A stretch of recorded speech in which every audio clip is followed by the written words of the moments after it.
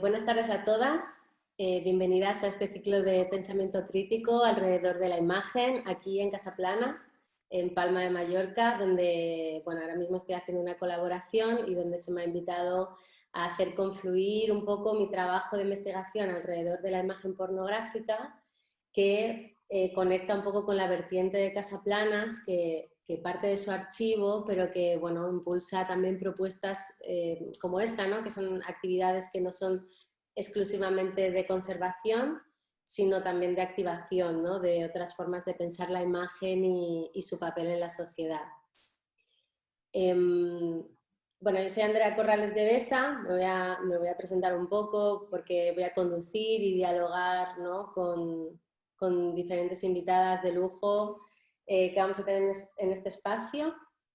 Yo soy artista visual, me considero trabajadora de las imágenes en ese sentido, performer, soy investigadora predoctoral en el Departamento de Industrias de la Comunicación y Culturales de la Politécnica de Valencia y también pues soy activista por las disidencias sexuales entendidas, estas disidencias, ¿no? como respuestas, digamos, minoritarias hacia esa matriz colonial, heteropatriarcal, capitalista y explotadora.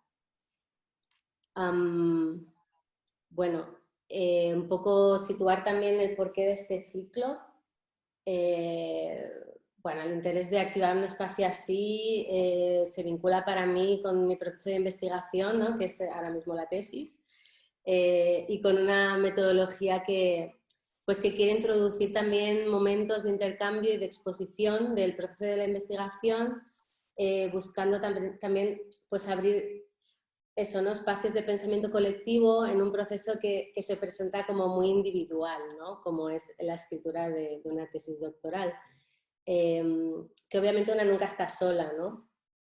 Que es esta frase, ¿no? de Deleuze y Guattari, que el enunciado es siempre colectivo, aunque parezca emitido por una singularidad solitaria, como uno siempre está, ¿no? Como constantemente conectada con esas lecturas, pero igual en mi caso también con esas imágenes que han sido producidas por tantas personas, que a la vez han sido producidas por tantos materiales producidos por tantas personas. Como al final con todos esos cuerpos, ¿no? Que están en esta presencia como igual un poco diferente o una presencia más latente, pero una presencia al fin y al cabo cuando uno está escribiendo.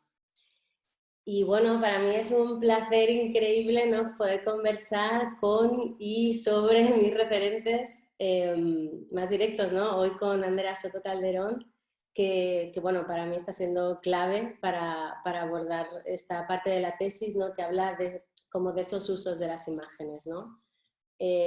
Partiendo un poco de esa, ¿no? Como parte de ese reparto de lo sensible, ¿no? que dice Rancière, ¿no? Como estas imágenes llamadas pornográficas o imágenes de contenido sexual explícito no dejan de ser imágenes, ¿no?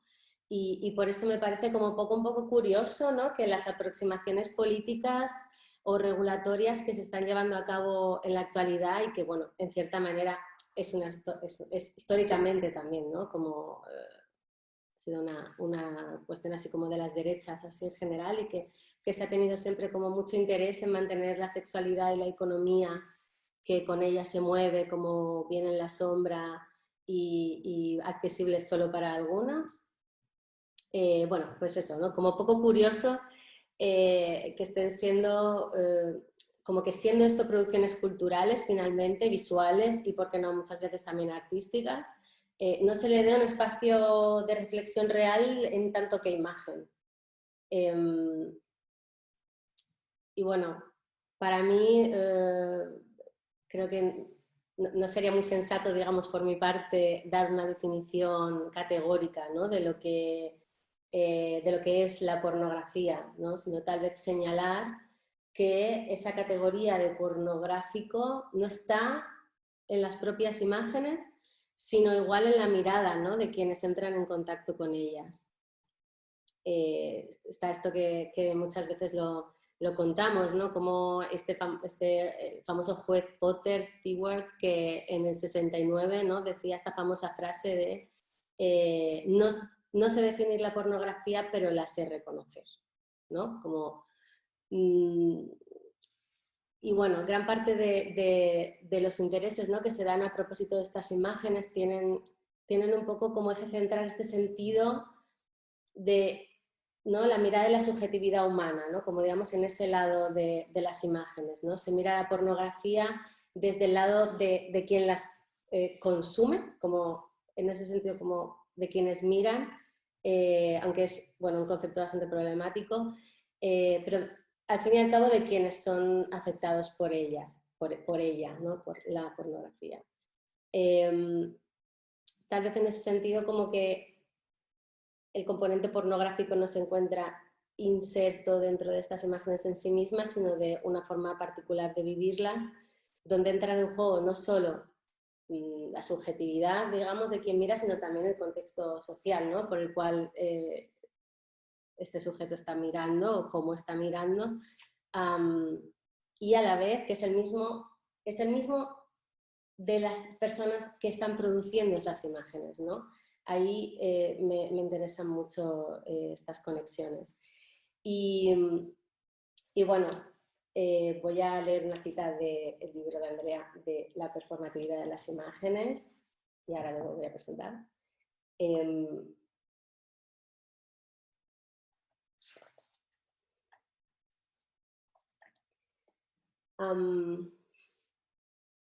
Bueno, dice, además, desde la perspectiva de quien las percibe, en ese sentido las imágenes, percibir es siempre percibir más y menos de lo que se ve. Las interpretaciones semánticas del contenido visual siempre las hacemos a partir de nuestra propia historia, de lo que ha configurado nuestra manera de sentir, pensar y ver, por lo que tampoco nos ayuda intentar determinar qué es lo que hay que ver en ellas.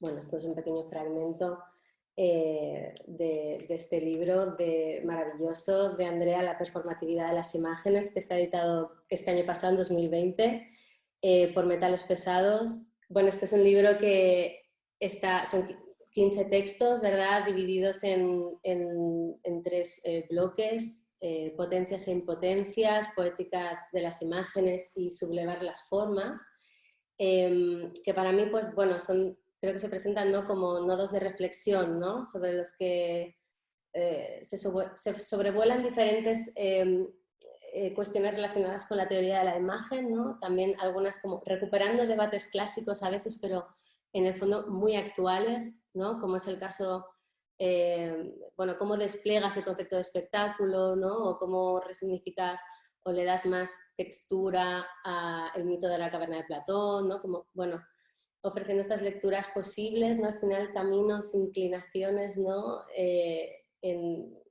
Necesarias, yo creo, en el contexto en el que vivimos, donde cada vez hay más usos de las imágenes, usos relacionales, usos económicos, usos militares de las imágenes y también usos muy cotidianos de las imágenes, ¿no? Pero por alguna razón hay como una gran resistencia, ¿no?, a abandonar ideas que al final te hacen que las imágenes sean algo por lo cual tú tienes que, como que estás enfrente de las imágenes, te posicionas frente a ellas.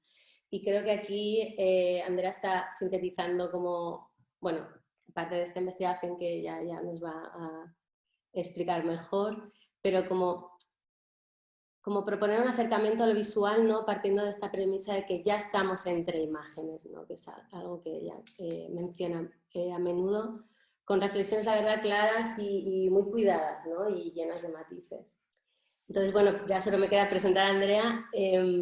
Andrea Soto Calderón es doctora en filosofía, realiza actualmente una investigación sobre la relación entre imagen y ficción en la Universidad de París 8, trabaja como docente de estética y teoría del arte. Sus investigaciones se centran en las transformaciones de la experiencia estética en la cultura contemporánea, la investigación artística, el estudio de la imagen y los medios, y también la relación entre estética y política. Entre sus publicaciones, por supuesto, destaca este libro, que no me voy a cansar de enseñarlo, y el trabajo de las imágenes con Jacques Rancière, que es de 2019. Por situarla también para mí, ¿no? Para mí, aparte de todo esto, pues, como digo, ¿no? Como esta es una voz fundamental para desentrañar toda una historia de pensamiento, ¿no? Que se ha ido sedimentando sobre las imágenes y sobre nuestra relación con ellas, que creo que debemos repensar desde los estudios culturales, ¿no? Y dar ese giro de una mirada con las imágenes que creo que es indispensable para abordar el debate respecto a la pornografía, sinceramente, ¿no? Como que no deja de ser finalmente una producción cultural, imágenes al fin y al cabo, con su dimensión económica, por supuesto, ¿no? O es que ya nos habíamos olvidado de que las imágenes siempre habían tenido este vínculo, ¿no? Muchísimas gracias por esta invitación, Andrea. Para mí, bueno, me toca mucho, diríamos, que de alguna manera estas reflexiones, sobre todo, cobren otras vidas, ¿no? Y me parece que de alguna manera en esto que has planteado ahora, este campo, ¿no? Que has abierto en relación a tu propia investigación, a la fricción, que es justamente donde yo creo que las imágenes adquieren su potencia, tiene para mí todo el interés y toda la actualidad crítica, ¿no? Porque tal como decías ahora, y esto es una tradición que yo intento habitar, que viene probablemente de Nietzsche, Benjamin, actualizada por Gilles Deleuze y por tantas otras, ¿no? que han hecho de la crítica un campo de batalla, que la crítica no se reduce a su dimensión de juicio o de denuncia, ¿no? Que sobre todo cierto discurso del pensamiento de izquierda o de los movimientos sociales o incluso de las mismas prácticas artísticas han insistido que una práctica política y una práctica crítica tiene que ver con denunciar, como si hacer visible algo, la visibilidad en clave de ser visto tuviera agencia por sí misma. Pienso que evidentemente es necesario que la crítica sea creativa, como la imagen del martillo de Nietzsche me parece muy potente, porque el martillo destruye, pero también cincela, ¿no? Rompe o interviene un orden determinado, un imaginario, al mismo tiempo, no primero una cosa y después a la otra, al mismo tiempo que abre otro imaginario. En ese sentido, para mí ha sido muy fecunda esta premisa o este sintagma ranceriano según el cual nuestro pensamiento tiene que aprender a soportar el peso de su propia contradicción.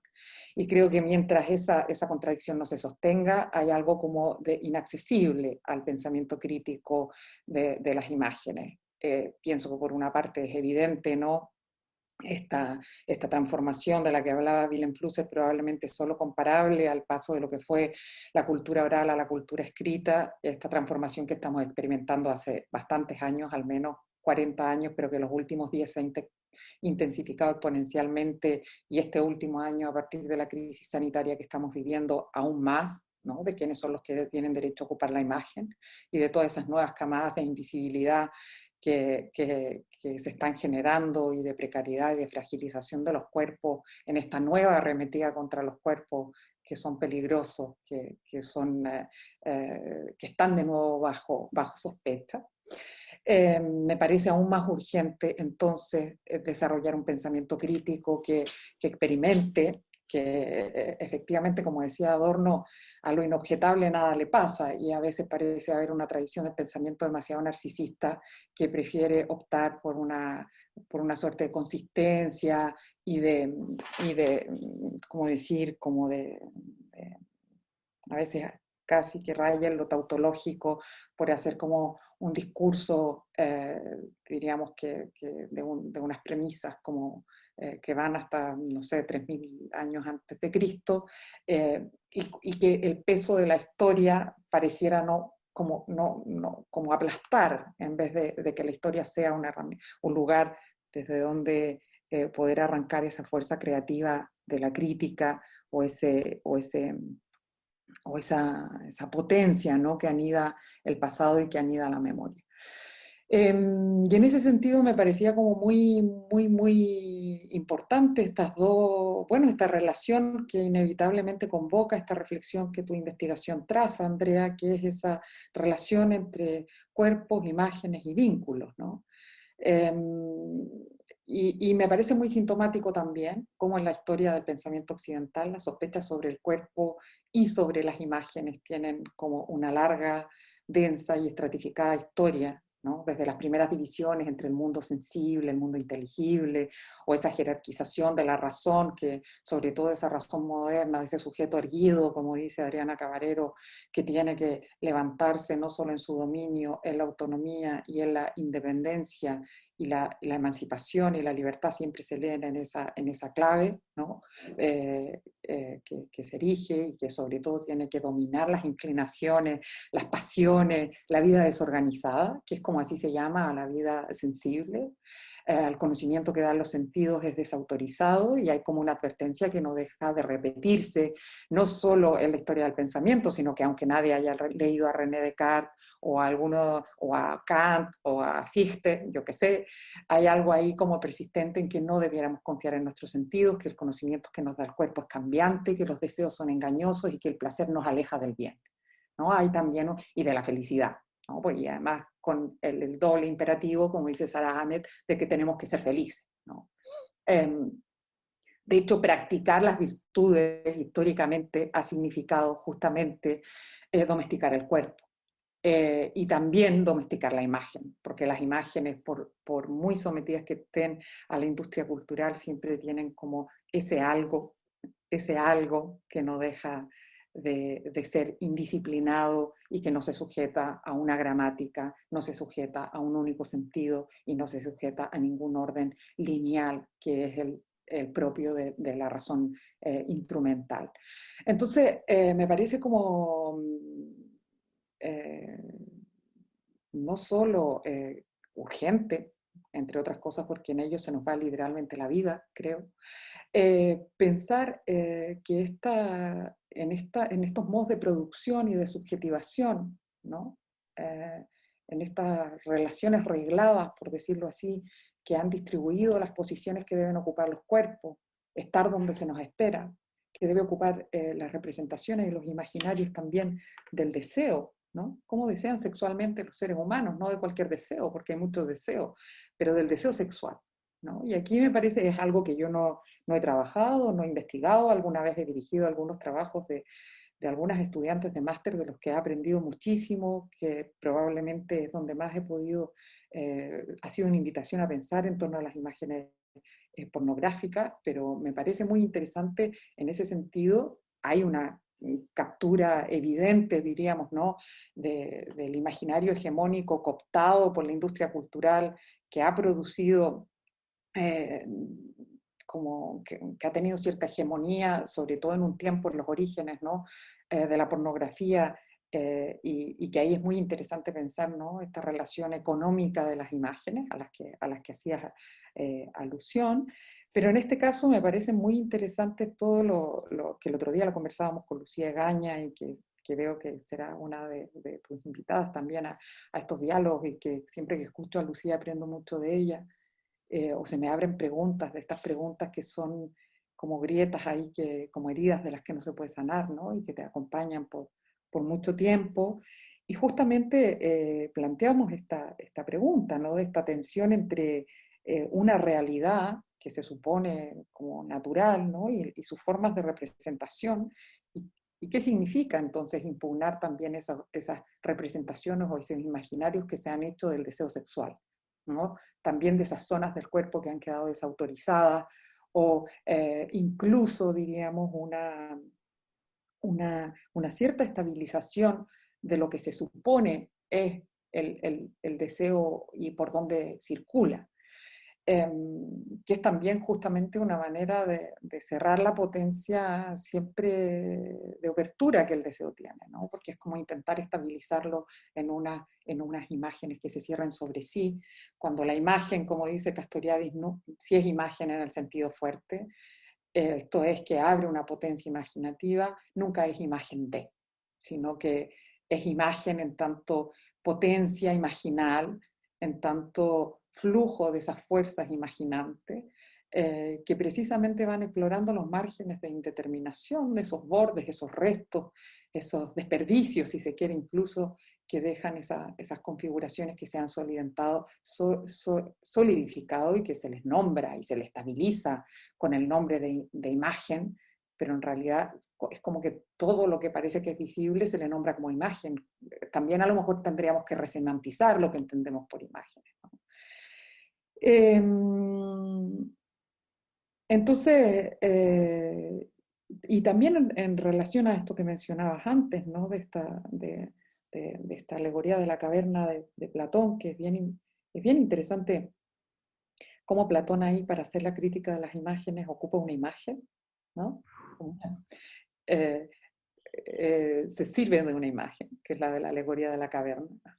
Y es una estabilización epistemológica de cómo se conoce, pero también política, como dice Jacques Rancière, ¿no? De fijar los cuerpos de los ignorantes que además están encadenados y ocupando una posición específica de la que no pueden moverse, y la imagen del Illuminati, ¿no? Del sabio que viene de fuera a traer la luz y a mostrar este proceso. Y ahí también hay otra figuración que me parece interesante, y es que todo proceso emancipatorio que libere ciertos imaginarios, ¿no? Que han sido cooptados por unos grupos específicos, por unos intereses, a veces de manera azarosa, otras con unos intereses económicos y de poder bien específica, que tiene que ver con entender también que probablemente la emancipación, las transformaciones, o de cualquier tipo de metamorfosis no viene por una falta de conocimiento. De hecho, Benjamin ya decía, los oprimidos tienen la conciencia empírica correcta, el problema no es no ser consciente, ¿no? O incluso en relación a la pornografía o al trabajo sexual, ¿no? Como que suele haber estos discursos paternalistas de que, por supuesto que hay de todo, no podemos simplificar ni intentar unificar y estabilizar sentidos en torno a realidades tan complejas, en donde hay tantísimos elementos involucrados, pero sí diríamos como desplazar la cuestión de la transformación y de la emancipación del lugar de la falta del conocimiento, de la falta de conciencia, y reubicarlo en que en realidad, como decía Gilles Deleuze mismo, siguiendo a Nietzsche y a Benjamin, por supuesto, una época en que lo consciente se hace débil, ¿no? O sea, como que el tema no es probablemente la conciencia, que era una categoría muy importante en el pensamiento moderno, sino justamente eh, otras condiciones materiales que son probablemente las que nos anudan, nos mantienen y nos sujetan a unos lugares determinados. Y también me parece otra cosa como muy importante, hay un sintagma lacaniano que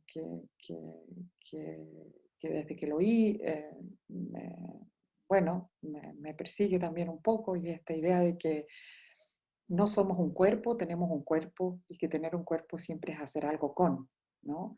Em, y cómo sostenemos esos cuerpos, qué hacemos con nuestro cuerpo y cómo se anudan esos cuerpos con las imágenes, que normalmente siempre se ha afirmado también que el sujeto lo escribe, lo cose, lo articula, la letra, la palabra, bueno, hay como esa primacía, ¿no? De la escritura, y me interesa mucho pensar también que no hay sujeto sin imagen, ¿no? Y que hay ahí un vínculo que es muy estrecho, y qué significa entonces pensar estos procesos de subjetivación o estas disidencias, ¿no? Sexuales, u otros imaginarios en torno al deseo, que pasen por comprender el lugar, diríamos, fundamental que tienen en este sentido las imágenes y los imaginarios. Y también, tal vez, bueno, ya solo con este planteo inicial que proponías bueno, que era tan poroso, ¿no? Con tantas inquietudes tan ricas, a lo mejor solo mencionar dos cosas más, y una que tiene que ver justamente con cómo el deseo de ver y de mostrar siempre es inseparable del deseo de conocer y de crear, y que por eso también no es azaroso que todo control de las imágenes es un control del deseo. Entonces ese vínculo entre imágenes y deseo que seguro nos queda por explorar, que no es que no haya sido trabajado, pero que yo creo que necesita alcanzar sus enunciaciones contemporáneas. Pienso que hay ahí una tesis que viene a impugnar esa idea de que las imágenes son una suerte de exterioridad a la que nos adherimos, incluso la idea de esa mitología de Narciso, ¿no? Que es como una exterioridad de la que uno se engancha y que queda ahí prendado en esta relación que además Narciso luego muere, ¿no? O sea, como esas relaciones que llevan a la muerte. ¿Cómo liberar otro tipo de relaciones bajo la comprensión de que las imágenes no son, no son algo exterior a lo que nos adherimos, sino que nos constituyen, disponen nuestra sensibilidad y nos inervan, ¿no? O sea, como que tiene una configuración que es muy, muy íntima. Entonces, creo que hay algo ahí que a mí me parece como muy, muy fundamental. Y en ese sentido recuperar también esa noción de economía a la que referíamos, ¿no?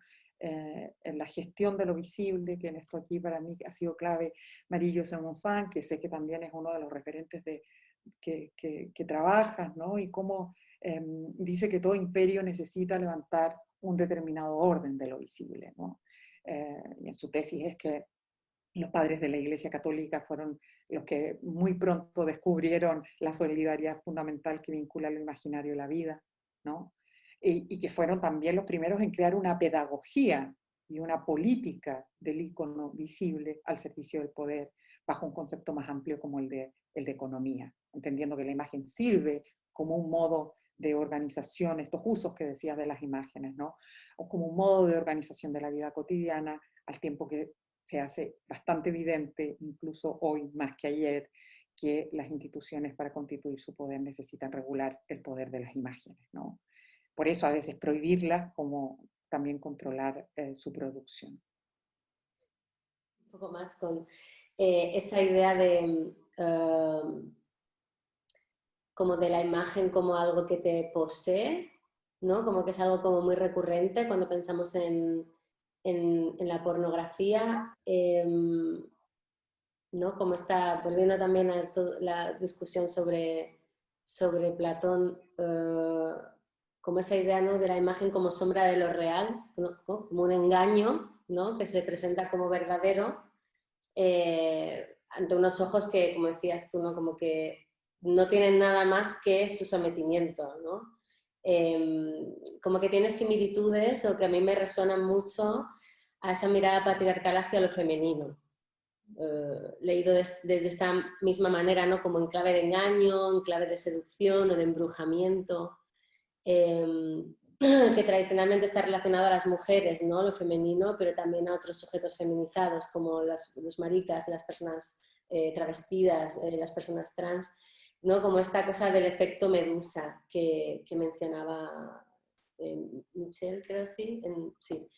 Entonces, cuando tú estás trabajando sobre esa desconfianza, ¿no? Tradicional de las imágenes que están en uno de los capítulos de tu libro, la verdad, como que no me puedo quitar de la cabeza a Ramoncín defendiendo a los violadores de la manada en la tele, diciendo que pobrecitos, que no habían sido ellos, que había sido el porno, ¿no? Como que ahí hay una colisión, ¿no? Como de dinámicas y de inercias que para mí tienen mucho que ver con eso, cosa muy tradicional de los hijos sanos del patriarcado, en ese sentido, ¿no? Como de desviar responsabilidades. Al final siempre, vale, ya no podemos decir que es que lo estaba buscando, ¿no? Que sería algo que ellos mismos podrían argumentar, digamos, con esa mirada bueno, pero sí a las imágenes, ¿no? Hay como un pacto ahora como de protección, algo así, donde al final la culpa es al final de las imágenes y si no es de las mujeres, es de las imágenes que al final es una fuerza femenina, que en ese sentido femenina como manipuladora, ¿no? Como que te hacen hacer cosas que tú en verdad no quieres hacer.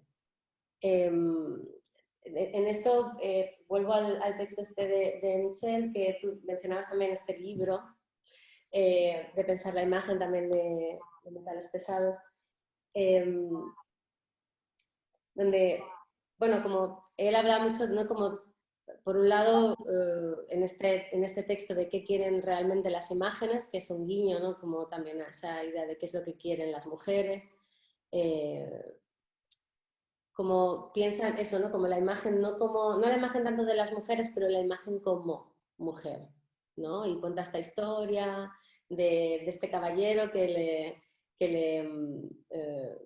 bueno, violó a una mujer y como fue, le atrasaron su condena de muerte para que fuera a buscar la respuesta, ¿no? La respuesta verdadera de qué es lo que quieren realmente las mujeres, ¿no? Y la solución final como de este cuento era dice, ¿no? Como este complejo término del inglés medieval que refiere a la ambigüedad entre dominio y el poder, ¿no? Como que al final es una especie de poder desde el despoder, como desde la falta, bueno, una cosa horrible. Entonces él dice, ¿no? Como que el poder de las imágenes y el poder de las mujeres se modelan uno a semejanza del otro y como que, bueno, me parece al menos algo a tener en cuenta, ¿no? Como esta concepción tan paradójica, ¿no? De la imagen, que por un lado es un reflejo débil, ¿no? y enfermo de la realidad y de la verdad, más bien, y a la vez como una cosa tan poderosa que puede poseernos, ¿no? Es como también esa dicotomía de las mujeres eh, como que tenemos el poder de tener un hombre en nuestras manos, ¿no? Como un poco esa idea y a la vez nos matan cada día.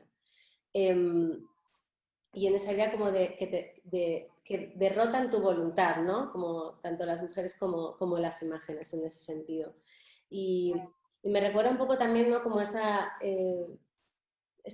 cosa, ¿no? Como del crimen de la seducción, ¿no? Como que operaba así, era como un plus de punitivo, ¿no? Sobre todo a prostitutas y a sodomitas, digamos, del siglo XVIII en el norte de Europa, eh, que si ya era un crimen, pero el crimen era doble si además habías seducido, ¿no?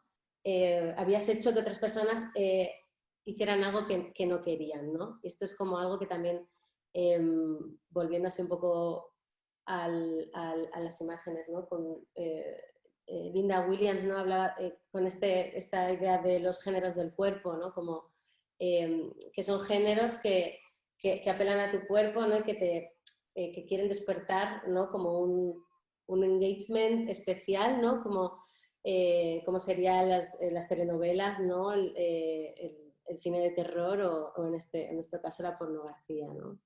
Entonces,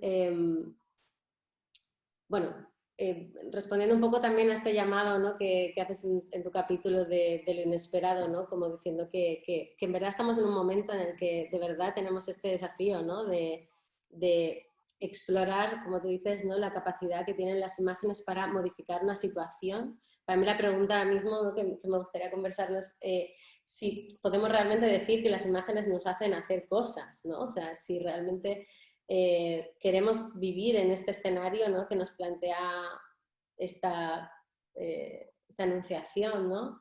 Donde tenemos súper interiorizado que si vemos mucho Disney vamos a querer ser princesas, como si además se pudiera, la monarquía fuera algo tan, en fin, ¿no? Y que mirar porno nos va a convertir en violadores, que es un poco, ¿no? ¿Cómo podemos hacer un acercamiento antipatriarcal en este sentido irresponsable, ¿no? Con la materialidad, por un lado, de quienes están produciendo las imágenes y también en esta reivindicación un poco de las apariencias, ¿no? Al final, como de ese espacio que para mí es feminizado, ¿no?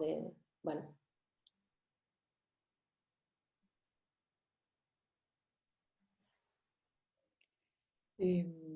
Sí, es una cuestión bien compleja esta en realidad. Marie Monsan en el libro pueden matar las imágenes, que es muy interesante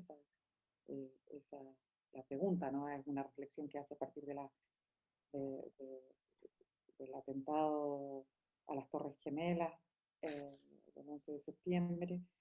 Parte desde ahí y desde ahí va a otras reflexiones y un poco pues, su afirmación es que las imágenes eh, no nos hacen hacer nada, o sea, no, como una silla no nos hace sentarnos, la imagen no nos hace hacer, por decir, que es bien interesante ahí la paradoja, porque por una parte se dice que las imágenes nos embrutecen, que nos hace hacer cosas, ¿no? O sea, como hay como una exaltación del poder de las imágenes, al mismo tiempo que se dice que las imágenes nos impiden ser críticos, que nos impiden ver la realidad. Hay como todo el tiempo este discurso paradójico. Y en relación a este texto que comentas de Michel, a ese texto, no sé si lo conoces, pero creo que no está recogido en ese compilado del número 1 de Punzel Image, pero Rancière le responde con otro texto que dice: las imágenes no quieren nada, ¿no? Sí, Eh, sí, directo. sí, ¿no? Está ahí, ya no me acordaba si estaba recogido en ese número o no, o era en otro, y básicamente ahí es bien interesante el estatuto, lo que se juega para mí en esa respuesta de Rancière, que es una respuesta, si se quiere, provocadora, que juega un poco también, ¿no? Es el estatuto de cuasi cuerpos que le da, que es este estatuto de entre. Lo que se juega ahí es el entre, y lo que yo diría en ese sentido, eh, para mí es una pregunta abierta, lo que se juega ahí es el estatuto de la relación. Y quisiera decir eso eso es una interpretación que yo hago de lo que está trabajando ahí Rancière, pero quería trazar esto para intentar abrir la pregunta que dices, ¿no? No cerrarla porque primero no creo que sea interesante cerrarla rápidamente, decir que las imágenes si nos hacen o no nos hacen hacer cosas. No sé si esa es la respuesta que nos permite pensar más las operaciones de las imágenes, ¿no? Yo insisto en esto, en las operaciones, en las maneras de hacer, porque sí que hay algo que diríamos que parece incontestable, que justamente no ocurre ni en el sujeto, ni en la imagen, sino en la consistencia relacional, que como que pareciera incontestable, y es que lo que activan las imágenes, ¿no? Eh, hay imágenes que son insoportables, por ejemplo, como hay sonidos que son insoportables, ante los que uno se tapa los ojos o no las puede ver. Eh, entonces, diríamos, creo que si uno se posiciona de, eh, toma partido por lo figural, como dice Lyotard en Discurso y Figura, creo que esa fuerza que tienen las imágenes, lo que hacen es activar, no es que la imagen nos haga hacer una cosa, sino lo que hace es, diría yo, tampoco estoy segura de esto, pero me inclino a pensar que lo que las imágenes hacen es activar ciertos deseos, ¿no? En la relación, no es la imagen por sí misma, evidentemente, sino que justamente en esa consistencia relacional que es donde toda la realidad y sus ficciones adquieren campos de lo posible, es, diríamos, en esa activación o en esa configuración de imaginarios. Por eso a mí me parece tan importante contestar con imágenes, ¿no? Que contestar estos imaginarios hegemónicos, contestarlos con imágenes, desde la imagen y a través de otras imágenes. Pero justamente desde sus superficies, desde sus pliegues, desde dejar de pensar que hay como una oposición entre lo profundo y lo superficial, sino que justamente esto que dice Valerie, ¿no? De que lo más profundo que tenemos es la piel. La cuestión es cómo las imágenes en sus superficies son superficies de conversión. Contienen posibilidades de transformación y posibilidades diríamos, en ese sentido que yo creo que pueden modificar una situación, pueden interrumpirla, pueden intervenir, porque hay algo que es como cuando uno ve una imagen, no puede ya seguir viendo de la manera que veía antes, lo que veía es lo que tiene la potencia de la operación del montaje. Entonces, a mí más que a lo mejor determinar si las imágenes nos hacen hacer o no, que es verdad que a mí creo que centrar tanto la atención en eso, nos quedamos en estas figuraciones simplificadoras, además en este caso que dices, ¿no? De un uso político tan perverso como decir la responsabilidad no era mía, sino que soy como una suerte de marioneta de esta imagen que me maneja como si como acusando toda ausencia de agencia por ser poseído por una imagen, que en ese sentido también es bien interesante esa, ese imaginario de la imagen y de lo femenino, ¿no? Que nos amenaza, que nos devora, que nos manipula, pero que al mismo tiempo estamos aniquilando constantemente. Me parece muy, muy interesante esa tensión. Y creo que responder rápidamente a la pregunta o decir sí, las imágenes nos hacen hacer cosas, o decir no nos hacen hacer nada, es como no detenerse en la tensión, en lo que pasa en ese entre, en esa consistencia relacional que es justamente donde se puede arrancar otro destino, diría yo, ¿no? Entonces, hay algo ahí de mantenerse en esa oscilación contradictoria, que es de donde yo pienso que a lo mejor puede generarse una intervención.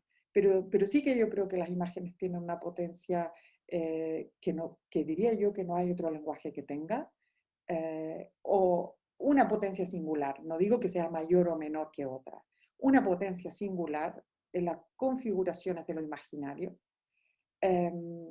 y que además no tiene que ver solo con la vista, ¿no? Y que también es interesante la pregunta de qué es lo que se desea en una imagen, o qué tipo de deseo es el que se abre en la relación con una imagen, y que ahora abre otra cuestión mucho más compleja, que esto me lo contaba a propósito de unas clases que estaba dando en un máster, me lo contaba una persona que trabajaba sobre todo en el análisis, y decía cómo ahora cada vez más, por ejemplo, los jóvenes, que a mí me impresionó muchísimo, se inhiben mucho más para comenzar la edad a la que comienzan las relaciones sexuales, justamente porque hay como toda una relación mediada por la imagen y además por los imaginarios, y hay algo ahí como de pasar al cuerpo, que es como que ha generado ciertas patologías de la imagen también, que me parece como muy, muy interesante de explorar. Y también en la pornografía hay algo ahí también de esa cosificación de la imagen y lo imaginario, ¿no?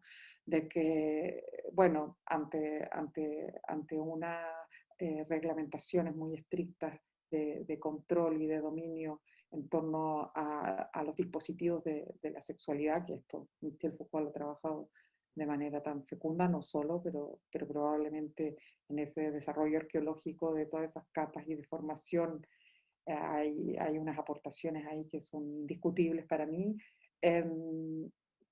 Como en definitiva también esto es como, parece que como que se le da ese estatuto de, bueno, ¿no? En el visionado pornográfico es como, bueno, es como algo que ocurre como en el ámbito de la ficción, ¿no? De la fantasía, y que bueno, ahí para mí se abre como todo otro campo de cómo se entiende la realidad, cómo se entiende lo real. Y mientras te oía, pensaba en una serie que he visto hace no mucho, que seguramente has visto, ¿no? De David Simon, que está The Deuce, de los orígenes del porno, y que a mí me parece súper interesante la figura de, no sé si han visto la serie, las personas que nos están oyendo, pero bueno, yo es que veo, después de haber visto The Wire, eh, veo todo lo que hace este hombre porque me encanta su trabajo, y este es un trabajo muy diferente, evidentemente, pero en términos de pensamiento de la imagen y de toda la industria, de todo lo que se cruza, ¿no? De este dominio del patriarcado, y cómo también ese imaginario sedimentado, reglado por las fantasías de los hombres, ¿no? Las fantasías que tienen en torno a su sexualidad, no solo de los hombres heterosexuales, sino también incluso en el imaginario del porno homosexual, también había como esa primacía, digamos, de lo así llamado masculino, de cierta eh, eh, eh, mandato de masculinidad, como dice la Rita Segato. Y hay esta figura de una directora que creo que se llama Maggie, si la memoria no me traiciona, y entonces ella primero era una prostituta, y empieza a producir, empieza a hacer, eh, creo que comienza siendo actriz de porno industrial, pero tiene mucho interés por las máquinas, ¿no? Por las cámaras, y además cómo va viendo esos imaginarios absurdos que se levantan, cómo tan pobre el imaginario recurrente, entonces ella quiere explorar, empieza a explorar los clásicos de la literatura, a hacer otras figuraciones del deseo femenino, y bueno, es una figura muy protagónica de la serie, no voy a develar más para no hacer demasiado spoiler si alguien no la ha visto y le apetece verla, aunque creo que lo que se juega en esa serie no es la historia, sino justamente los imaginarios que levanta, ¿no? Y allí está ella, que es esa figura que además tiene que luchar con todo el orden patriarcal, comercial, para poder producir sus imaginarios que están como fuera de toda norma y que además, como a pesar de que ha construido luego lo que ella está haciendo como cine experimental en realidad, empieza en la industria del porno, acaba siendo cine experimental, que es como, claro, luego hace unas piezas así a lo Godard, digamos, así como, bueno, me parece como muy interesante justamente lo que implica intervenir en ese imaginario, que es como, bueno, si esto no está hecho, me arremango las mangas y lo voy a hacer yo. Entonces esos modos de hacer, diríamos, en estas operaciones es donde yo creo que esas preguntas, antes que contestarlas y cerrarlas rápidamente, lo interesante es cómo pueden adquirir otras texturas hoy y qué significa o qué puede significar hoy que las imágenes nos hacen hacer cosas. Y si nos hacen hacer, a lo mejor devolver la pregunta, para mí me interesa más devolver esa pregunta y cuáles son sus modos de hacer, ¿no? Y por eso intento ir ahí a esas operaciones, también por las influencias, ¿no? de las imágenes que hace Farocki probablemente y otras tantas, centradas en esas operaciones imagéticas que se ponen en juego. No sé si digo algo en relación o nos permite pensar otras cosas en relación a lo que estás diciendo, Andrea, pero a mí, bueno, me resonaban estas reflexiones. Sobre todo la importancia de contestar con imágenes, que es este concepto que a mí me parece tan fértil que ha desarrollado Fontcuberta, de contravisiones, ¿no? Que él le ha dado un sentido particular, pero a mí yo me pregunto cómo habitarlo hoy y qué significaría hoy levantar contravisiones, que es un poco la pregunta que también intentábamos hacer en el laboratorio que teníamos en la Virreina, con este grupo pequeño de 5 personas en las que hemos estado al menos 2 años reuniéndonos y discutiendo entre imágenes. Sí, la verdad que, bueno, esto fue Huerta, lo hemos tenido aquí la semana pasada. La verdad que, o sea, me hace gracia como que al final, últimamente, no sé cómo lo hago, pero da igual en qué contexto, siempre que tenemos una conversación, acabamos hablando de series.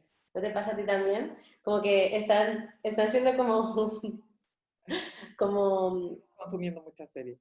Normalmente supongo que no. Yo veo bastante series, consumo mucha imagen en general, no solo de las series, sino de... Bueno, yo siempre digo que la pregunta por la imagen no la he tomado, me ha tomado a mí, ¿no? Yo no he escogido ese campo de investigación. Eh, la imagen me ha cogido en esto que dice Merleau-Ponty, que, bueno, dice también Antonio Machado, ¿no? Que el ojo no es ojo ves, porque lo ves, sino porque te mira. Aquello que te mira, aquello que te interpela de lo que estás trabajando. Y a mí sí que me parece muy interesante eh, eh, ver estos imaginarios industriales, pero también muy peligrosos, porque es como están producidos de un único punto de vista, como dice la Lucrecia Martel, ¿no?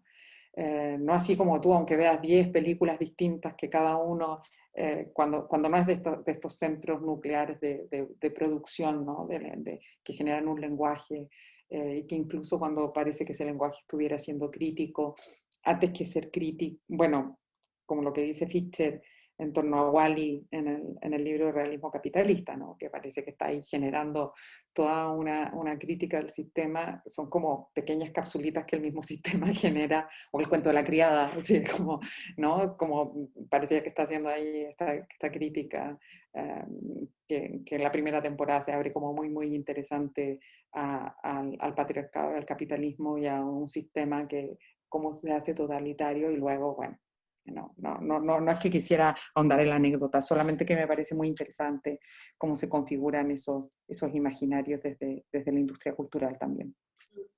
Que además ahora mismo son, o sea, me interesa especialmente también el tema de las series y que estemos hablando, o sea, como de cómo vamos saltando entre lo que, entre los, sí, las imágenes y nuestro día a día, ¿no? Como que al final también estas series cada vez hay mucha distopía, pero también hay mucha realidad de lo que está pasando ahora mismo. No paran de salir series de pandemias, o sea, como que eso es una cosa tradicional en general me da la sensación del cine, pero especialmente del cine pornográfico, ¿no? Como en el porno la relación con el cine, de hecho mainstream, es muy estrecha.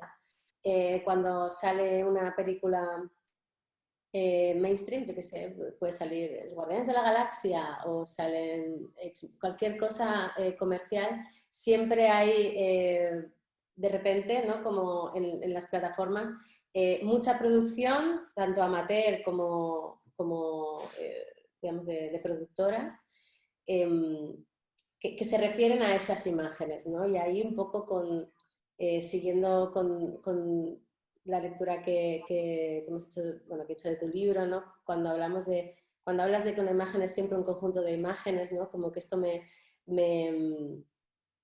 bueno, me da mucho que pensar, ¿no? También escuchándote, ¿no? Un poco como cómo traes el concepto de deuda también de Sandy y ¿no? Como pensar un poco cómo podemos aplicarlo en este caso, que además es un caso me parece muy evidente, ¿no? Como muy, eh, ¿no? Como en cada vez la pornografía le queremos dar como una especie de estatuto específico de lo real, ¿no? Como que parece que cuando ves eso, ¿no? Una película, un vídeo, estamos viendo directamente, es como si la pantalla ya no existiera, ¿no? Como estás viendo directamente sexo. Entonces, a mí mi pregunta era un poco, ¿no? Como a quién le deben, ¿no? Esas imágenes, a quién le debe al sexo en este sentido y teniendo en cuenta que el sexo además, tal y como lo hemos construido, de alguna manera también significa verdad o verdad de sí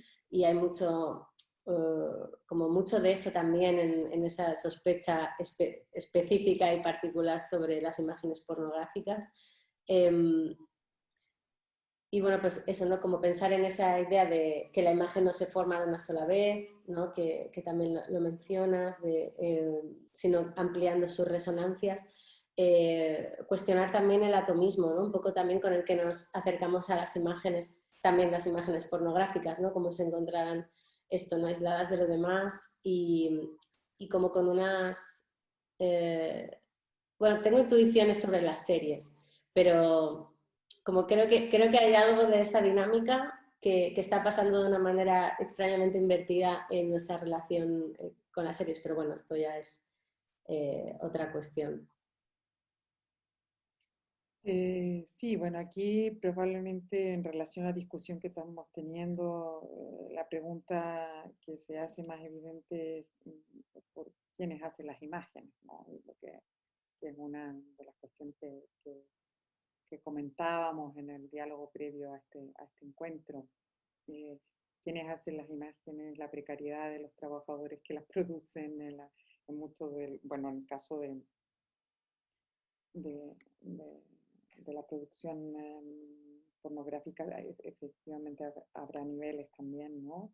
Pero también cuáles son, o sea, también aquí hay algo que a mí me hace pensar y esto es algo lo que yo nunca había pensado, evidentemente, antes de estas investigaciones más entre imágenes, que para mí también marcan un punto de inflexión en lo que yo puedo decir en torno a las imágenes.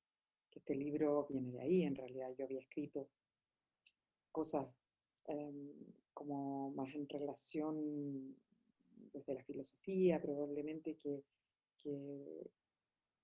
que me di cuenta ya en algún momento que muchas veces desde el discurso filosófico cuando hablamos de imágenes acabamos abstrayendo las imágenes. Y por eso cuando Valentín Roma me invitó a desarrollar mi investigación en la virreina, a mí se me hizo como muy evidente que era necesario pensar friccionar estas reflexiones con gente que trabaje haciendo imágenes, porque, bueno, todas hacemos imágenes, sobre todo ahora que andamos con nuestros dispositivos en la mano, no todas, por supuesto, también suponer que todo el mundo tiene acceso a estos dispositivos me parece de violencia, pero diríamos en este contexto la mayoría, al menos el 50% de las personas, tenemos dispositivos en nuestros bolsillos que forman parte de nuestro cuerpo, no son ni prótesis ni nada, son como extensiones imaginantes y estamos haciendo imágenes, pero digo, gente que trabaje así como pensando en sus operaciones profesionalmente. Y ahí yo me di cuenta de todo el tiempo que requiere hacer imágenes.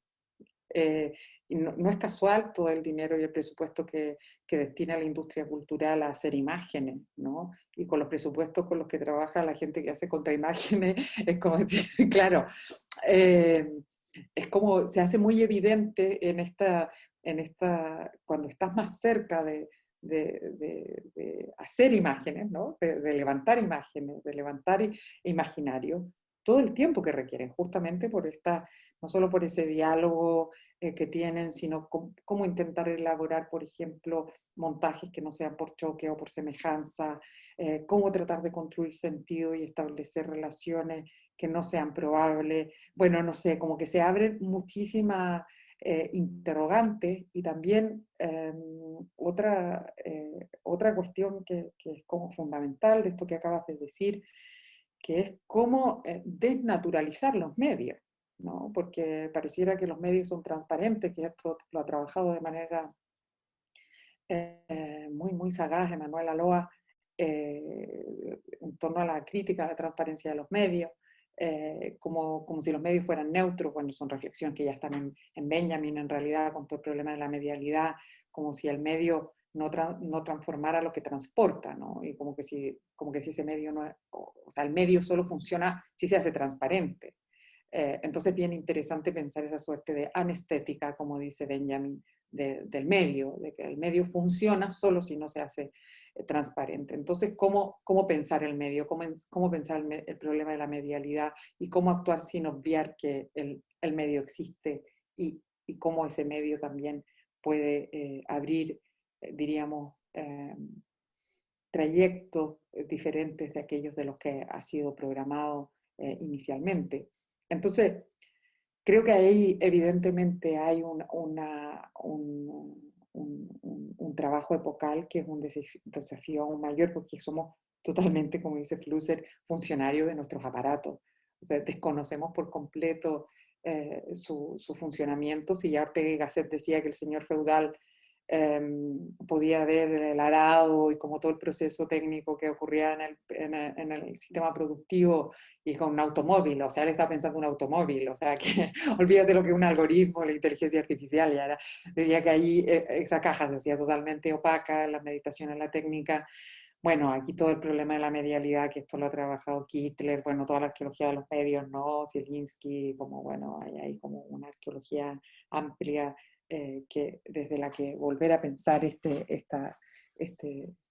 estos medios de conversión, que yo creo que si lo que queremos es hacer otras imágenes, es fundamental entrar ahí. No quiere decir que nos tengamos que hacer programadores ni ingenieras, pero sí al menos, como dice la Jara Rocha, abrir el código, ¿no? Abrir ese código que se ha cerrado en muchísimos sentidos, entre ellos el código del imaginario y del deseo sexual y de qué es lo que puede decir hoy el placer de mirar. También entendiendo esta idea que trabaja Jacques Rancière en El espectador emancipado, que mirar no es lo contrario de actuar, ¿no? Esa idea de que el que mira es pasivo y de que el que actúa es el activo. También cuestionar e impugnar, que es algo que intento hacer en un apartado de este libro, esa categoría de la acción, ¿no? Que ha sido como la suerte de categoría sacrosanta, que a pesar de todos los desplazamientos epistémicos y teóricos acontecidos desde el siglo XX en adelante, es como una categoría casi inamovible en muchos sentidos. Entonces, preguntarse aquí cuál es el tipo de agencia de las imágenes, cómo pueden adquirir otra agencia, implica también cuestionar, yo creo, esa categoría de acción y de la pasividad y de cuál es esa ese vínculo que tendría que ser pensado en otros términos. Pero bueno, no sé, hay tanto por pensar que sobre todo yo creo que requiere una disposición vital de volver a posarse sobre ese abismo, ¿no? Sobre ese hacer ser, como dice Castoriadis, de lo imaginario, que el ser no está determinado de antemano, la memoria no está en el pasado, sino que el pasado habita plenamente el momento presente y desde ese diálogo puede volver a hacer arder su peligro. No sé si, o sea, por lo que me llega por, bueno, en el contexto en el que estoy investigando, ¿no? Como que precisamente eso, em, de eso saben mucho las imágenes, ¿no? Como de hacer, de crear otro momento temporal, ¿no? Como que esto es algo que de hecho, como te comentaba, ¿no? Como que me parece muy llamativo que de alguna manera se desactiva cuando hablamos de pornografía, ¿no? Como que parece que esté pasando en ese mismo momento y la gente esté ahí y es como, no, esto tiene todo como pues, un proceso de producción y tiene un proceso de edición y de, en fin. Em, y bueno, así un poco como por bueno, bueno, no sé si cerrar, desde luego, no es la idea de cerrar, pero em, sí, igual como parar un momento en esa idea, ¿no? de pensar las imágenes desde abajo, como que tiene que ver también con toda esa precariedad que estabas mencionando antes, ¿no? Como que sí, es cierto que todos tenemos un dispositivo con el que podemos crear imágenes, pero no todas y cada vez menos tenemos acceso bueno, a las estructuras, ¿no? que pueden fijar esas potencias imaginantes, ¿no? Como no sé, esto es una cosa que lo hemos reflexionado mucho también desde las prácticas postpornográficas y el pensamiento que se ha creado alrededor un poco de esa idea de hazlo tú misma, ¿no? Como, eh, pues muchas intentamos hacerlo nosotras mismas, pero nos encontramos con que hay una industria, ¿no? Bueno, que el capitalismo, ya sabemos, está en todas partes y también en ese espacio de producir imágenes. Y, y de ahí vemos, ¿no? Como que puede, como que hace falta, ¿no? Como que haya otro tipo de cosas que estén pasando, ¿no? Igual desde una perspectiva más clásica, pero pensar en tomar los medios de producción no es hacerte TikToker, ¿no? O sea,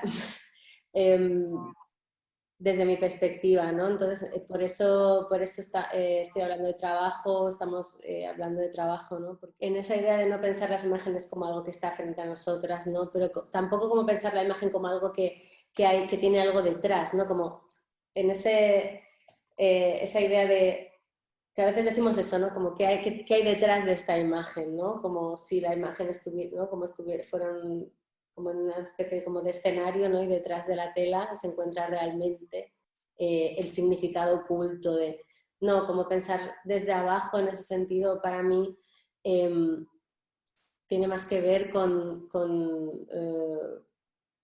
un poco igual esa idea de perspectiva que creo que la desarrollas hermosamente en el capítulo de El poder flotante de las imágenes, ¿no? Cuando analizas ¿no? A propósito de la perspectiva lineal, ¿no? Como una operación de fijación, ¿no? de una forma de ordenar el espacio, ¿no? Y sujetar también y silenciar en ese sentido también la realidad de los cuerpos que miran, ¿no? Como cuando mencionas que en verdad es una perspectiva que anula, de hecho, la realidad corporal, ¿no? No, como dice, se supone que quien crea imágenes tiene unas ideas previas con unos fines que quiere transmitir y ha de buscar los medios sensibles para poder efectuarlo, ¿no? En esta idea un poco de que haces ¿no? Como una pequeña confrontación con esa idea de intencionalidad, que es lo que un poco estructura esa lógica de la representación que me parece que como que está muy instituida cuando hablamos de pornografía, incluso desde las perspectivas más, no por el hecho de estar en contra, ¿no? Como mucha de la producción que se ha hecho, digamos, en defensa o queriendo ver la parte positiva o pro sexo, ¿no? También, ¿no? Parte de esa lógica de representación. No, dice, romper con la lógica de la representación tiene que ver con transformar el vínculo con lo determinado, con dejar de producir con vistas a generar efectos, con desarticular la cuestión del lenguaje del cuerpo expresivo que traduce pensamientos y emociones en gestos y actitudes. Como, bueno, en general todo este capítulo, ¿no? de la acción al movimiento y como creo que da también claves ahí como importantes a la hora de pensar la pornografía desde su ser imagen y además como ser una imagen que se ha caracterizado fundamentalmente por el movimiento. ¿No? Como que ahí también hay una historia que detrás, pues eso, Linda Williams, de nuevo, pues ha explorado muy profundamente estas conexiones, ¿no? Entre esta cuestión del movimiento, la acción y los orígenes de la pornografía. Dice, normalmente las imágenes han sido analizadas, esto del esquema de la escena, han sido analizadas como entidades fijas, otras tantas como imagen única, pero su estructura múltiple demanda comprender sus formaciones desde otro plano que permita entender sus movimientos, sus inervaciones, sus organizaciones, que es menos un plano y más una infraestructura. Como esta idea que creo que es clave para plantear todo lo que todo lo que me interesa a mí, pero la verdad que creo que tiene que ver con un espacio de lo común como muy presente. Y es esa idea, ¿no? Como de pensar las imágenes desde abajo es, pues eso, desde sus infraestructuras materiales, ¿no?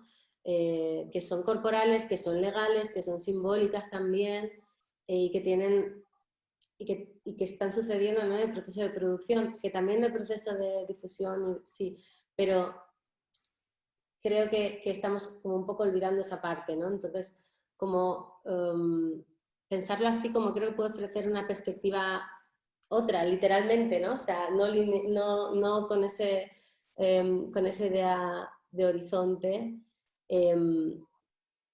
que articula así los espacios, pero pensarlo desde abajo igual nos permite, ¿no? Como relacionarnos con las imágenes, ¿no? Como de una manera más conectada es que no sé cómo decirlo, como su conformación, pero no por eso como tenga que enfrentarse con su poder imaginante, digamos. Pero sí buscando como más conexión, ¿no? Como más conexión con la gente que está también detrás produciendo esas imágenes en diferentes lugares, porque precisamente, ya sabemos, el cine es un arte colectivo, ¿no? Que hay muchísimos cuerpos implicados. Entonces, en ese sentido, como igual también más horizontal cuando hablamos de reparto de responsabilidades también. Y recuperando a lo mejor una mirada de clase, la verdad, como más que igual en esa idea como de binario desclasado de espectador versus producto cultural, ¿no? Porque creo que plantearse, en este caso no las imágenes pornográficas, pero en general las imágenes, pero también sí las imágenes pornográficas desde la perspectiva de sus trabajadoras y sus trabajadores, ¿no? Creo que la verdad es mi apuesta un poco como por equilibrar, además algunos fantasmas que sinceramente creo, ¿no? Me da la sensación que son asuntos no resueltos, ¿no? Sobre la fotografía y del cine por su extensión, ¿no? Con esta idea de esta cuestión de la crisis de la autenticidad, ¿no? Que insisto, ¿no? Que encima le añades el sexo a la mezcla y ya, bueno, pues tenemos pues un cacao, que es lo que tenemos ahora mismo, un cacao. Y,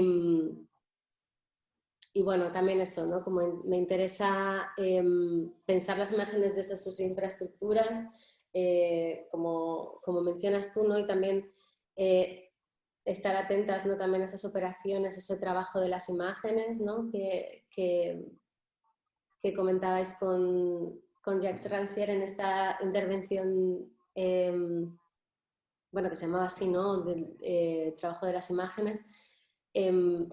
Ese crear andamiajes con nuevas disposiciones de lo sensible, ¿no? Y creo que crear andamiajes, ¿no? Como que de hecho es una imagen muy obrera, ¿no? Salir, ¿no? De ese régimen de representación que se articula con una forma y experiencia jerárquica y dirigida, ¿no? Esto de este conversatorio, esta intervención, y pensar en eso, ¿no? Como quiénes hacen las imágenes, volviendo también a nuestra conversación, ¿no? Como cuáles son sus condiciones, sus limitaciones, sus potencialidades también de activación de esos tejidos de memoria visual y corporal que activan a menudo las imágenes, y cómo afectan estas condiciones al universo de lo imaginable, ¿no? Como no sé, como ese extraño desequilibrio que tú mencionabas también en tu presentación de la performatividad de las imágenes, cuando mencionabas, ¿no? Esa enorme precariedad de los trabajadores que la producen y también eso, ¿no? De la relación con ese enorme poder que a la vez parece que tienen lo visible, ¿no? Entonces, en esa idea de trastocar, ¿no? El dispositivo de visibilidad, de desnaturalizar los medios, también, pues eso, ¿no? Pues a mí me lleva a preguntarme si también romper con esa naturalización, ¿no? Y bueno, volviéndose un poco como a la crítica así más feminista, como que igual no solo viene del plano visual de las imágenes, ¿no? Sino efectivamente de sus infraestructuras, y eso tiene que ver con el trabajo. ¿No? Como que en ese sentido, como que también veo ahí como un vínculo, ¿no? Entre esta cosa de que los artistas o los productores de imágenes no necesitamos nada, hay como una necesidad de producir, hay una necesidad de crear y no necesitamos comer, ¿no? Como un poco todo esto que ha sido bastante, bueno, repetido. Para mí, ¿no? Como que se parece mucho a esos reclamos también patriarcales de la mujer, ¿no? Como cuidadora natural, que necesita cuidar, y a la vez también la contraparte en lo sexual, ¿no? Como que las mujeres necesitamos sexo, especialmente, de hecho, cuando se intersecciona lo femenino con cuestiones de raza o mujeres psiquiatrizadas o las mujeres trans. Entonces ahí, ¿no? Como que no puedo dejar de preguntarme y es con lo que me voy a dormir y me levanto, ¿no? Con esa idea de qué potencialidades políticas y estéticas, ¿no? Introduce ese giro de capitalización de imágenes sexualmente explícitas producidas por mujeres, que normalmente además mujeres que están atravesadas por otras opresiones, en el contexto de los trabajos sexuales, ¿no? Y más concretamente de la imagen pornográfica, o sea, de la industria del porno, pero no especialmente, o sea, no solamente. O sea, sí puede un cambio en esa reorganización material de derechos, ¿no? De las personas que producen imágenes, sí puede efectivamente, ¿no? Cambiar o crear otro dispositivo de visión, ¿no? Se puede generar a lo mejor, ¿no? Como un desplazamiento en ese sentido que comentas. Igual sí puede ser interesante en ese camino de crear relaciones materiales con las imágenes, ¿no? Que es como uno de los, para mí, ya al final del libro, como que me apela mucho, ¿no? Me llama a filas, básicamente, ¿no? Como ese crear relaciones materiales con las imágenes. Tengo escrito un manuscrito que es sobre la materialidad justo de las imágenes, pero que creo que no está listo, no sé si tiene sentido necesitar escribirlo para mí. Hay cosas que uno necesita escribir para pensarlas, sin más. Y quería compartirte una pequeña cita que justo está ahí, y que tiene que ver con una, con una cuestión que probablemente por mi propia historia vital, no es que yo me voy a poner a contar aquí la historia de mi vida, pero como siempre es un cuerpo el que piensa y el pensamiento siempre es situado, eh, para mí lo que tiene la capacidad de forjar vidas improbables, porque yo creo que mi vida actual es totalmente improbable, ¿no? Contraviene no totalmente, no hay absoluto ninguno en este sentido, es como muy material, pero contraviene muchas determinaciones o ciertos cursos o ciertos trayectos en que probablemente esta iba a devenir. Y hay algo que para mí es crucial y que tiene que ver con lo pequeño, con el detalle. Y por eso también me parece interesante que cuando estás hablando de estructuras, luego hagas el paso a la infraestructura, ¿no? Que ese aspecto micrológico que es donde se juega lo estructural. Em, no solo por lo que decía Foucault, que toda disciplina es una anatomía del detalle, y si una disciplina necesita instaurarse, no se puede instaurar así como direccional imponiendo un poder, sino que necesita verdaderamente ser una anatomía del detalle, ¿no? Coserse capilarmente, poco a poco, y que cada una de nosotros estemos reproduciendo estructuras de poder para que ciertas sujeciones de poder puedan mantenerse. Creo que si hay algo que puede desanudar esa anatomía, viene también por el detalle, viene por lo pequeño, y por eso he acabado este libro con la idea de las formas de interrupción frágil, ¿no? Que son esos pequeños elementos que a lo mejor sin importancia, anódinos, como decía Freud, que pueden alterar una estructura que parecía inamovible. Entonces, en ese trabajo que es material, infraestructural, que es donde creo que se juegan esas comunidades inexistentes, en donde poder articular otras relaciones de lo común, y también impugnar esa naturalización de una ideología, que de hecho, como Benjamin mismo decía, una ideología no es ideología si no se naturaliza. Por tanto, para cuestionar, impugnar una ideología, lo primero que necesitamos es encuerpar, o sea, asimilar, habitar, que todo orden es un orden contingente, o sea, por muy natural que se presente, por muy incontestable que se presente, es contingente.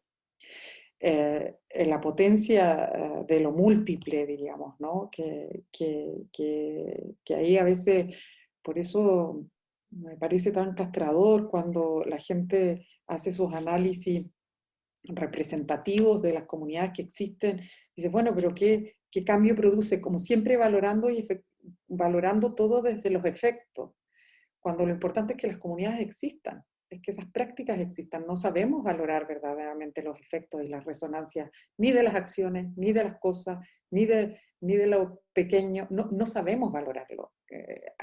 Ostentamos ciertos lugares del saber, ostentamos ciertos lugares como una suerte de orgullo del conocimiento iluminista, como que puede determinar el cálculo de los efectos, como si la vida se desarrollara por una relación de causas y efectos, cuando eso no es así. Es como, de hecho, probablemente la mayoría de nuestras decisiones no las podemos explicar racionalmente, son decisiones llenas de incertidumbre, tomadas sin saber por qué, y que luego tienen unos efectos u otros. Quiero decir, hay ahí un punto ficcional que captura y que obstura la imaginación, y que cierra, diríamos, el hacer ser también, ¿no? Que creo que es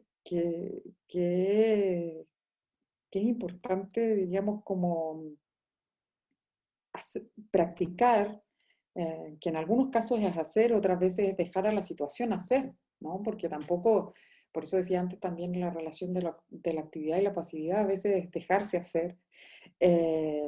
Y sí que me parece muy importante esto de cuáles son los tipos de imágenes que pueden levantarse desde la perspectiva de las trabajadoras, en este caso, de esas imágenes, y la cita a la que quería referir es una cita de George D. Dilberman, que aunque a mí me ha permitido pensar muchas cosas, sobre todo a partir de la recuperación que hace del trabajo de Freud, de Warburg y del mismo Benjamin.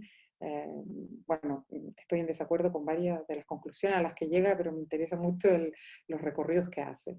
Y en la introducción al catálogo de lo que fue la exposición que curó en el año 2016 en París de Julia Beaumont, que estuvo también, bueno, hizo una ruta por distintas ciudades de Latinoamérica y de Europa, eh, dice algo que yo creo que allí, no sé si para acabar, pero para suspender y que siga resonando el diálogo, hay algo allí que, que para mí está siempre muy, muy presente. Dice Sigmund Freud, incluso antes de reconocer la eficacia de la pulsión de muerte, necesitaría la Primera Guerra Mundial para ello, había afirmado al final de su gran libro sobre los sueños la indestructibilidad del deseo. Qué espléndida hipótesis. ¿Hasta qué punto debería ser cierta? La indestructibilidad del deseo. He aquí lo que nos haría buscar en plena oscuridad una luz pese a todo, por tenue que fuese. Si te has perdido en el bosque en medio de la noche, la luz de una estrella muy lejana, de una vela detrás de una ventana o una luciérnaga próxima te resultará asombrosamente saludable. Es entonces cuando los tiempos se sublevan. Encerrado en las oscuras mazmorras de los principios del siglo XX, el anarquista andaluz o el gitano ladrón de 3 aceitunas inventaron un estilo particular de campos de prisioneros llamados carceleras, donde a menudo se decía que todo su horizonte, a mí esto me conmueve directamente, podía apoyarse solo en el brillo de un cigarrillo consumiéndose en la oscuridad. Y aquí cita brevemente una canción, dice: a mí me metieron en un calabozo donde no veía ni la luz del día, gritando yo me alumbraba con el lucerito que yo encendía. Y en ese trabajo infraestructural, en donde a veces todo lo que tenemos es el brillo de un cigarrito, en una noche muy, muy oscura, creo que aún a pesar, diríamos, de ese cierre, de lo probable, como abrir una grieta para lo posible.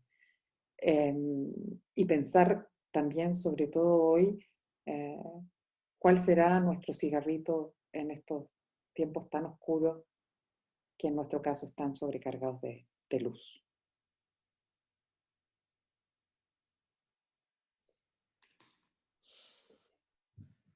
Me quedo con eso. Pues muchísimas gracias, Andrea. Yo la verdad me quedo o sea, con esta experiencia maravillosa de haber podido comentar todas estas intersecciones con tu trabajo, que por supuesto es infinitamente más amplio y complejo y bueno, espero que no te haya como molestado, ¿no? Esta especie como de libre asociación bueno, de ideas, ¿no? que expones y que bueno, que sí, hay que seguir con, con el llamado, ¿no? Con esta... Y Gracias. muchísimas gracias, de verdad.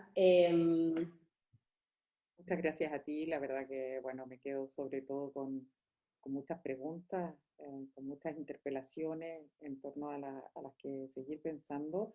Y hay algo que es un regalo que probablemente me está dando este librito, que es ir encontrando una comunidad